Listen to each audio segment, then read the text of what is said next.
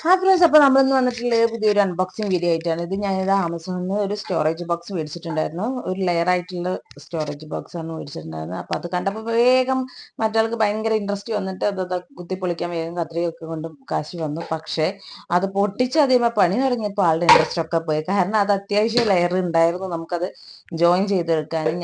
എനിക്ക് നല്ല എന്റർടൈൻമെന്റ് ആയിരുന്നു ചെയ്തെടുക്കാൻ കേട്ടോ.